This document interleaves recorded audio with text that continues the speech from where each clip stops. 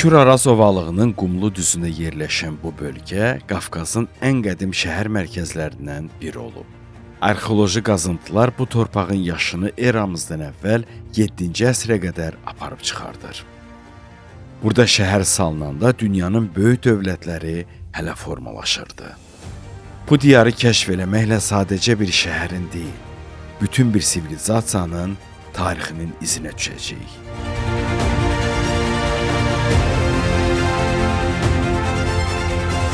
Bu bölgənin 3000 ilə yaxın yaşı var. O, qədim yaşayış məskənlərindən biridir. 5-ci əsrdə bu şəhər Qafqaz Albaniyasının ikinci paytaxtı olub. O, Kür-Araz ovalığının şimal-şərq hissəsində Qarabağ düzünün mərkəzində yerləşir. Bura Bərdədir. Salam Bərdə.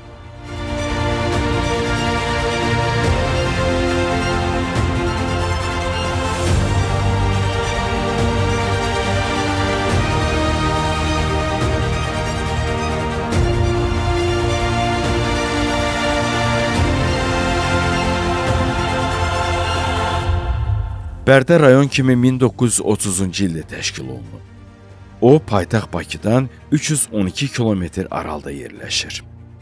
Bərdə rayonu qonşu Ağcabədi rayonu ilə eyni təbiəti, eyni ruhu və eyni qonaqpərvərliyi bölüşür. Bizim indi hər iki rayonu görüb, kəşf eləmək imkanımız olacaq. Əvvəl Bərdənin seyrinə çıxırıq.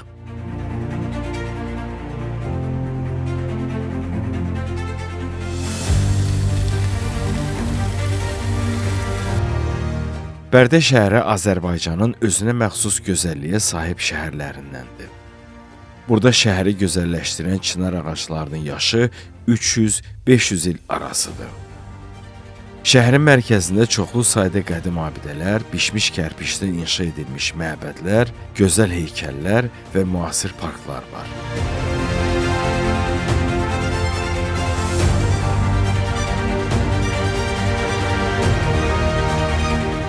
Azərbaycanın qədim dövlətinin hökmdarı Bərdə üçün xüsusi məna daşıyan Nüşabənin əzəmətli heykəli xüsusilə diqqət çəkir. Nizami Gəncəvinin İskəndərnamə əsərinin qəhrəmanlarından olan 12-ci əsr Bərdə hökmdarı Nüşabənin abidəsi ətrafında şairin əsərlərindən fraqmentlər təsvir olunub. Qədim şəhərin müasir üzü çox baxımlıdır və o sizin zövqünüzə oxşayacaq.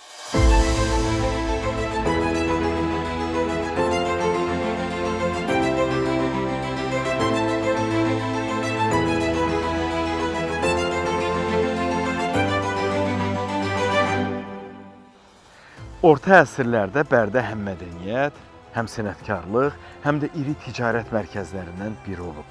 Ticarət üçün çoxlu yollar çəkilib, körpülər salınıb. O dövrdən günümüzə qədər gəlib çıxan yeganə körpü gördüyünüz bu körpü qalıqlardır. O 5-7-ci əsrə aiddir. Vaxtilə 7 tağlı olub. Ona görə də onu 7 tağlı körpü adlandırıblar. Hal-hazırda körpünün qalıqlarının ətrafında park bulvar salınıb.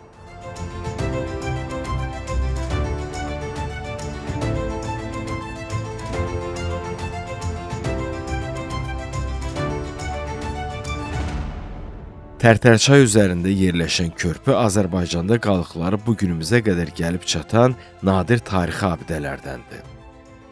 Körpü əsasən çaydaşlarından, üst hissəsi isə qırmızı kərpişdən hörülüb. Özülü çox aşırımlı dayaqlar üzərində qurulub. Karvan yolunun üzərində salınan körpünün memarı məlum deyil.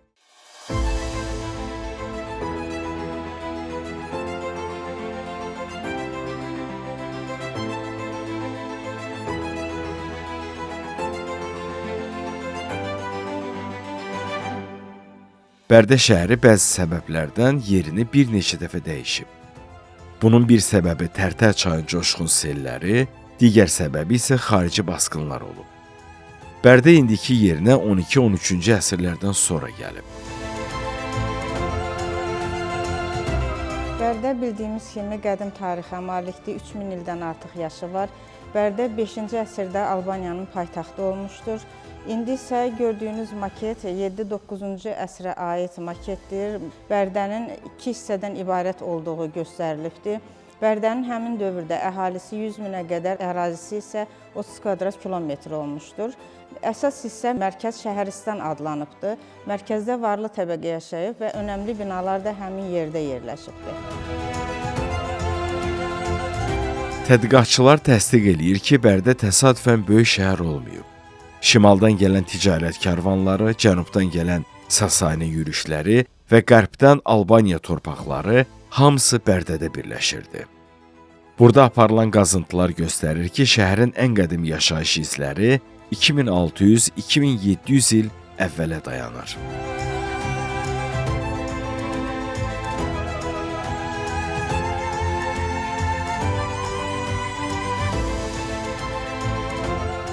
Bərdə təkcə yaşayış məskəni deyil, o vaxtilə sənətkarlıq və istehsalat mərkəzi olub. Burada ilk keramika nümunələri çox yüksək keyfiyyətlə hazırlanıb. Tarix Diyarşünaslıq Muzeyində qədim Bərdənin maketi vasitəsilə bölgənin quruluşu ilə tanış ola və mövcud abidələri görə bilərsiniz. Bu maket qədim Bərdənin keçmiş görkəmini təsvir eləmək üçün sizdə aydın bir təsəvvür yaradacaq.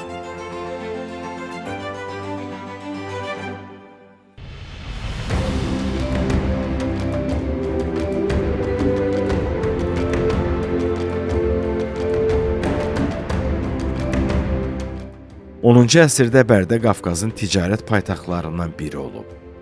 Buradan Volqa-Xəzər xəttinə, İran-Anadolu yoluna karvanlar çıxırdı. Tarixi faktlar göstərir ki, Bərdənin ən çiçəklənən vaxtı 9-12-ci əsrlər idi. Ticarət yollarının üzərində yerləşən Bərdəni orta əsrlərdə şərq ticarətinin düyün nöqtəsi adlandırırdılar. 12-13-cü əsrlərdə Bərdə memarlığı Azərbaycan orta əsr memarlığının mühüm nümunələrini yaradıb. 14-cü əsrdə Bərdədə 2 qülləvari türbə tikilmişdi ki, onlardan biri müasir dövrə qədər gəlib çıxıb.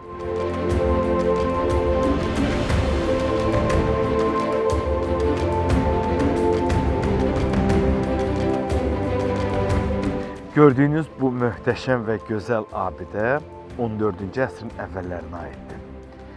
Onun üzərində 200-dən çox Allah sözü var. Ona görə də onu Allah türbəsi adlandırıblar. El arasında ona Nüşabə qalası da deyirlər. Abidə 2 hissədən ibarətdir. Alt hissə sərdabədir. Hündürlüyü 14 metrdir. Bu abidə Bərdənin vizit kartlarından biri sayılır. O qədər gözəl və möhtəşəmdir ki, ona baxmaqla göz doymur.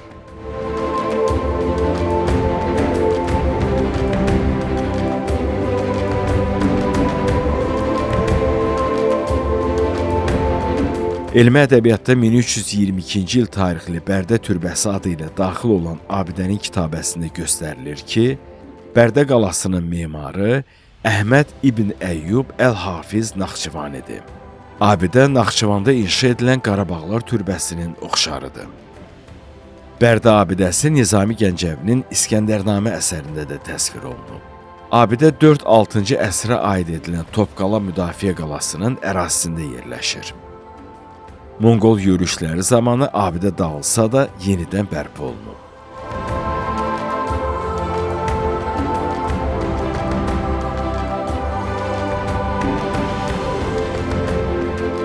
Nüşabə qalası kimi də tanınan abidə firuzəyi kaşı çəkilmiş kərpişlə naxışlanıb.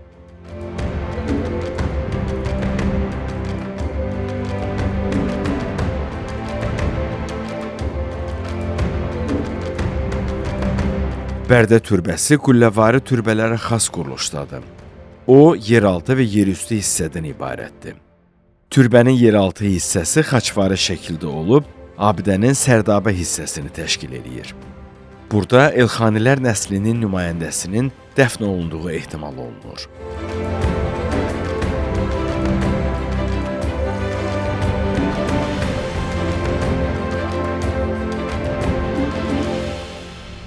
Azərbaycan ərazisində imam övladlarının dəfn olunduğu və üzərində abidələrin, imamzadələrin tikildiyi məkanlar çoxdur.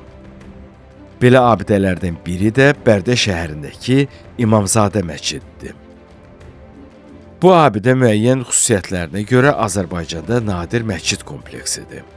Burada İmam Cəfər Sadiqin nəvəsi İsmail dəfn olunub. 12-ci əsrdə tacir İbrahim bəy onun üzərində türbə ucaltdırıb. 1868-ci ildə isə memar Kərbəlayı Səfxan Qarabaği həmin türbənin üzərində gördüyünüz bu məscidi inşa edib. Məscid 4 minarəlidir.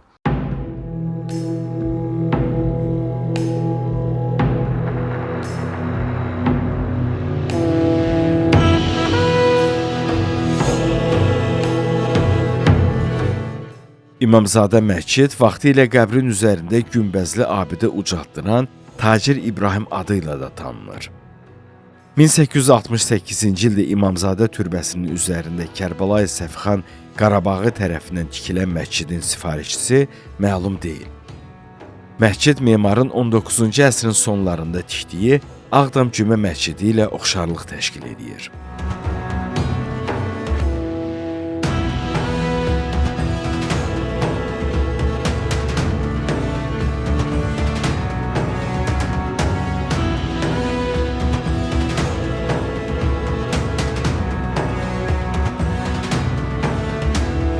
Böyük ticarət yollarının üzərində salınan Bərdə həmişə qaynar şəhər olub.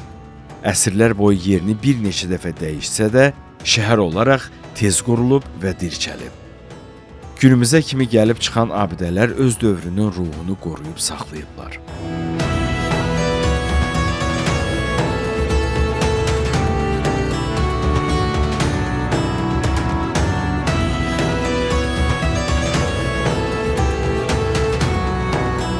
Bərdədə tarixi unikal abidələr çoxdur. Onlardan biri də gördüyünüz bu Şirvanlı kəndində yerləşən Şirvanlı hamamıdır. O 19-cu əsrdə bölgənin nüfuzlu şəxslərindən biri olan Seyid Heydər tərəfindən inşa olunub. –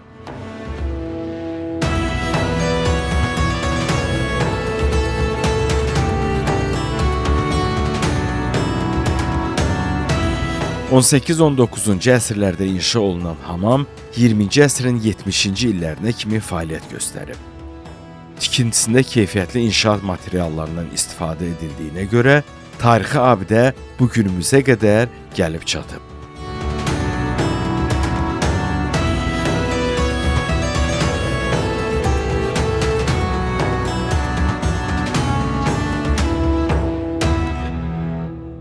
Turistlərin tez-tez ziyarət elədiyi Şirvanlı hamamı nəinki Bərdə rayonunun, eləcə də Qarabağ bölgəsinin nadir tarixi abidəsi sayılır.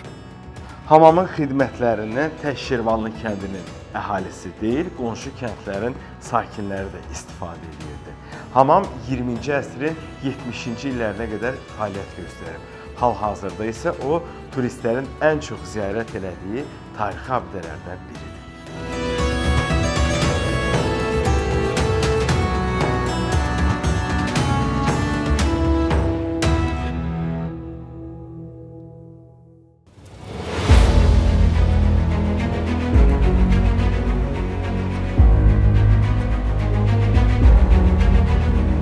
'Bərdə ərazisindən Tərtərçay və Xaçınçay, şimal sərhəddi boyu isə Kür çayı keçir. Rayonun yerləşməsi düzənlik zonadadır. Onun hündür dağlıq relyefi yoxdur. O, Kür və Tərtər çaylarının vadiləri ilə əhatələnib. Bu vadilər Bərdənin təbiətini zənginləşdirərək ona turizm baxımından da yaxşı imkanlar verir.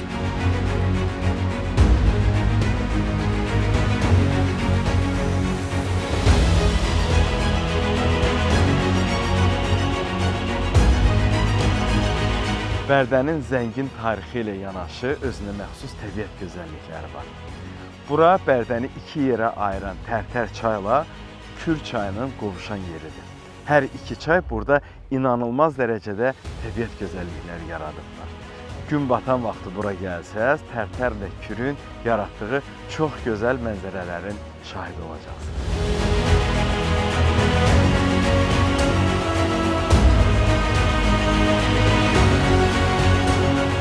3000 illiyə yaxın tarixinin 500 ilində paytaxt statusuna malik olan Bərdənin ərazisindəki tarixi abidələrlə yanaşı, təbiət mənzərələrinin də olması onun dəyərini biraz da artırır.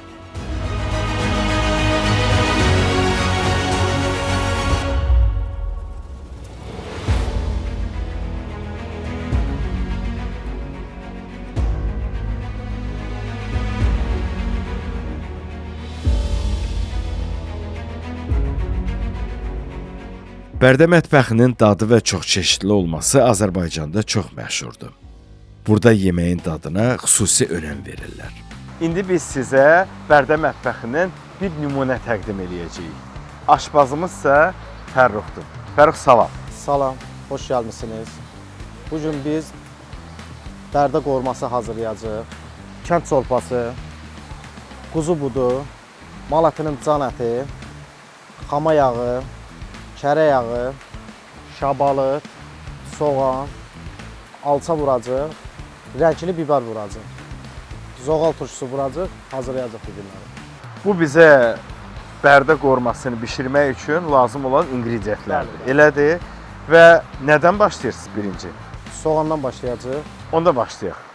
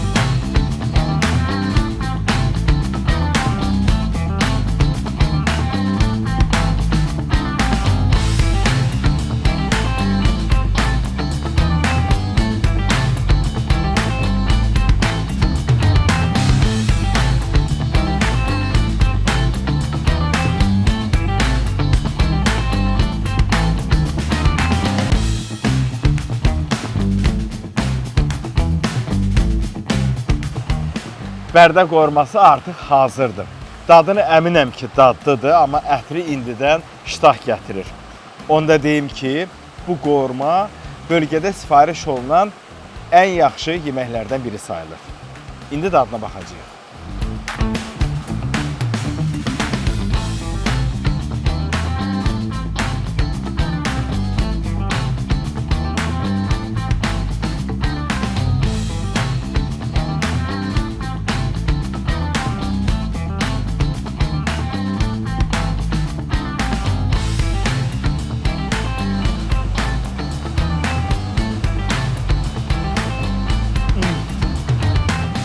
Bərdiyə gəldisə, mütləq Bərdə qormasının dadına baxın. Sonra mənə çox sağ ol deyəcəksiniz. Nuş olsun.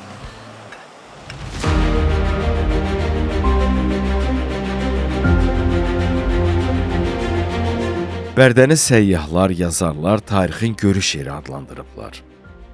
Bərdəni gəzdikcə onun tarixinin qoxusunu, ab-havasını daha yaxşı hiss eləyirsən.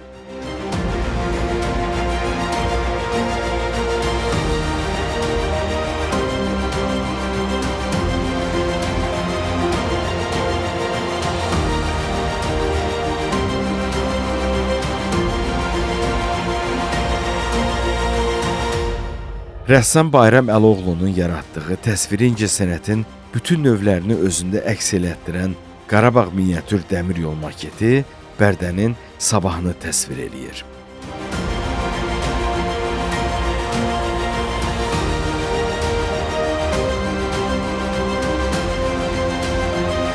Neçə sivilizasiyaların şahidi olan, özündə həm qədim Albaniya, həm də İslam şəhər mədəniyyətini birləşdirən qədim Bərdənin hekayəsi indi müasir görkəmdə davam eləyir.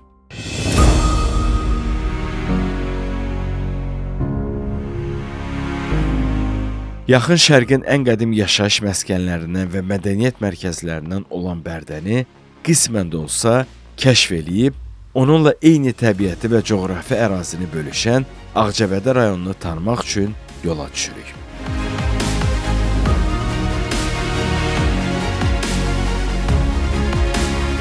Ağcabədi Azərbaycanın cənub-şərqində, Kür-Araz ovalığının Mil Qarabağ düzündə yerləşir. O, ölkənin qədim yaşayış məskənlərindən biridir. Ağcabədi vaxtilə Qarabağ xanlığının ilk iqamətgahı da olub. Bu gözəl diyarın seyrinə çıxıb onu kəşf edəcəyik.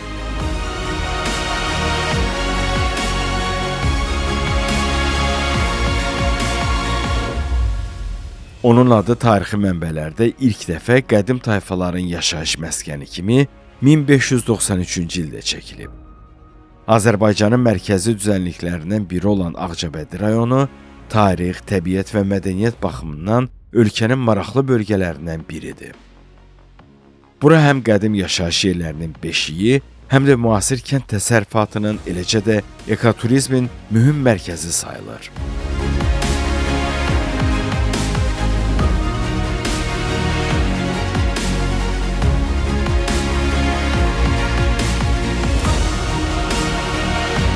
Ağcabədi paytaxt Bakıdan 304 kilometr aralı məsafədə yerləşir. Bu da avtomobillə 4 saata yaxın yol deməkdir.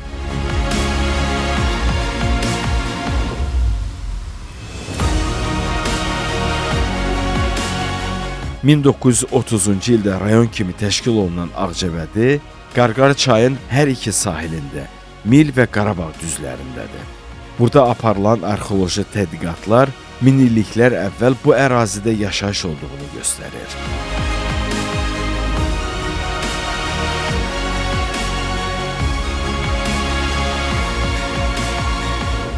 Biz Ağcabədinin Salmanbəyli kəndindəyik. Burada arxeoloji qazıntılar zamanı antik və orta əsrlər Alban şəhər yeri aşkar olunub.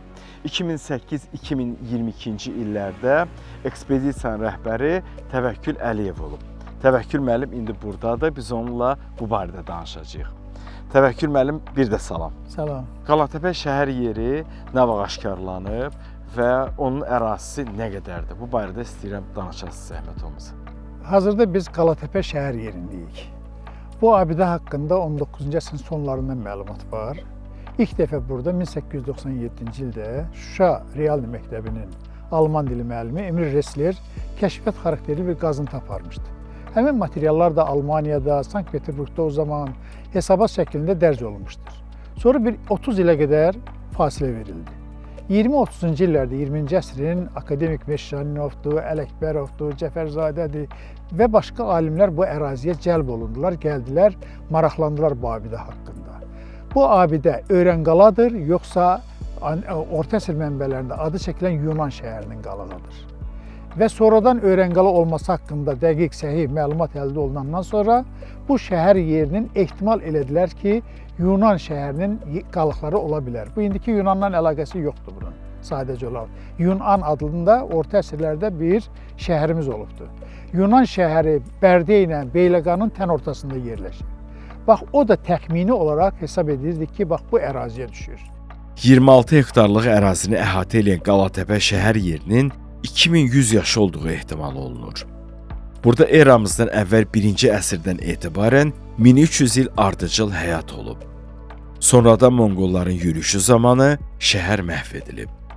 Antik və orta Alban şəhər yerində tarixçi arxeoloq Təvəkkül Əliyevin rəhbərliyi ilə 15 il qazıntı işləri aparılıb. Arxeoloji qazıntılar zamanı tapılan maddi mədəniyyət əşyaları, materiallar hal-hazırda şəhərin mərkəzində yerləşən Tarix Diyarşünaslıq Muzeyində qorunur və sərgilənir.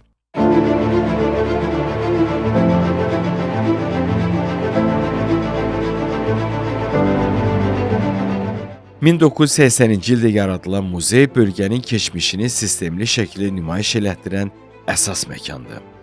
Bu muzeydə arxeoloji tapıntılar, məişət əşyaları və rayonun müxtəlif dövrlərinə aid sənədlər qorunur.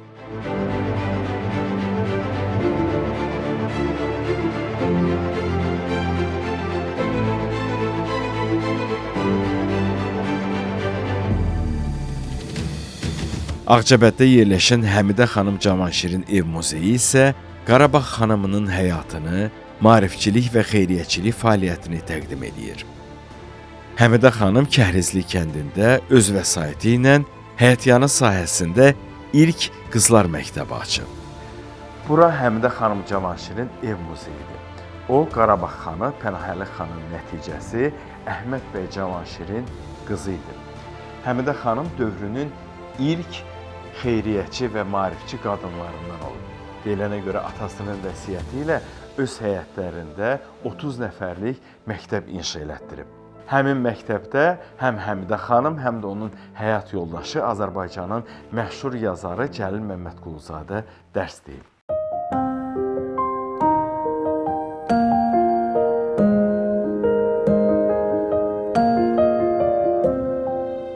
Həmidə xanımın həm həyat yoldaşı yazıcı Cəlil Məmmədquluzadənin, eləcə də onlarla yerli sakinlərin həyatında, yaradıcılığında xüsusi dəstəyi və yeri olub. Həmidə xanımın ev muzeyi diqqətinizi çəkəcək hekayələrlə zəngindir.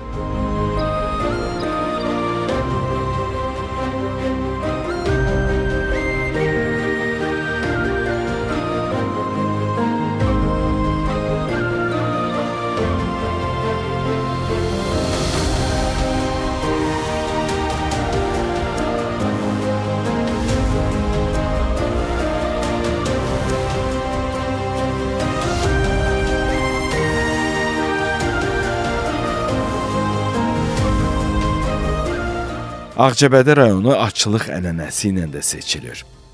Burada yerləşən atçılıq kompleksi Qarabağ atlarının yetişdirilməsi üçün əsas mərkəzlərdən sayılır.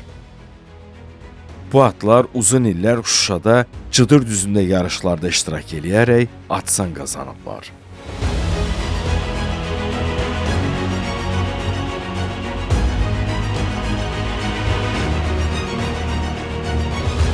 Ağcabəddə Qarabağ atçılıq kompleksindəyik. Burada Azərbaycanın nadir və ən gözəl at cinsi olan Qarabağ atları yetişdirilir. Bu atlar həm sürətinə, həm gözəlliyinə, həm də çevikliyinə görə çox seçilirlər. Hələ 19-cu əsrdə Parisdə keçirilən beynəlxalq sərgidə Qarabağ atları qızıl medal alıb. Bu gün də bu atlar öz şöhrətini qoruyub saxlayır.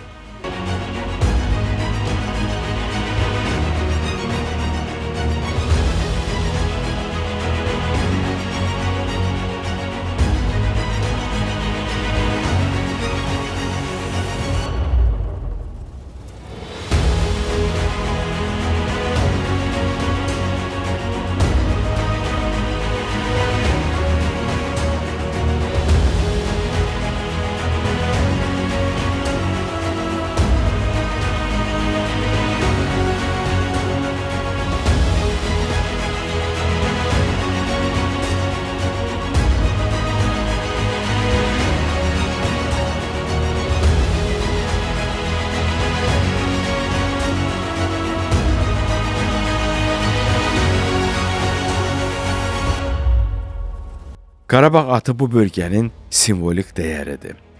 O həm də dözümlülüyü, yüksək sürət xüsusiyyətləri ilə tanınır. Bölgədə atçılıq yalnız təsərrüfat sahəsi deyil, həm də mədəniyyətin, folklorun və yerli ənənələrin bir hissəsidir.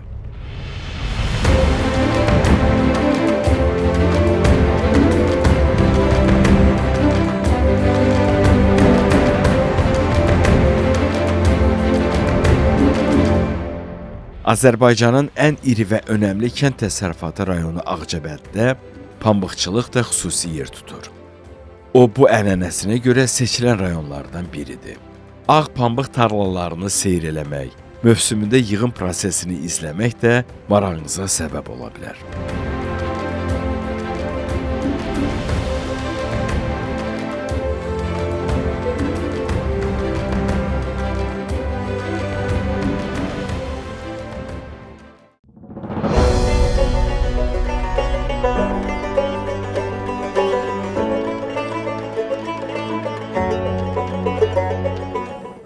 Ağcabədi həm də ürəyi muğam musiqisi ilə döyünən, ondan ilhamlanan bölgədir.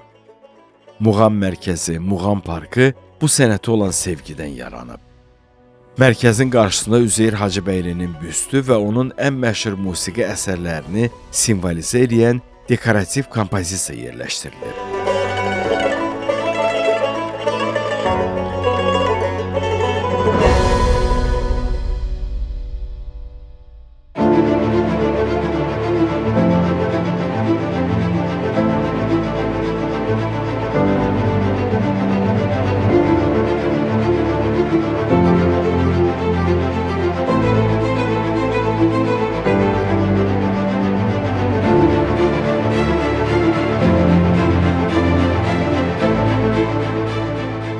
Bu diyar təbiətlə insanın, keçmişlə bugünün ənənələrinin görüşdüyü nöqtədir. Bu torpağın insanları isə musiqisevər, zəhmətkeş və qonaqpərvərdilər. Bu bölgəni tanıdıqca ondan aldığınız təəssüratlar uzun müddət xatirənizdə qalacaq. İstər Ağcabədi olsun, istərsə də onunla eyni təbiəti bölüşən Bərdə hər iki bölgə üçün düzənlik tək torpaq deyil. Bu zəngin tarix və böyük bir mədəniyyətdir. Bu bölgələrdən tarixin iyisi gəlir. Əgər belə bir tarixi kəşf eləmək istəsəz, o zaman yola çıxın. Yeni məkanlar, yeni insanlar, yeni hekayələrlə tanış olun. Kəşf eləyin. Çünki kəşf eləmək həmişə gözəldir.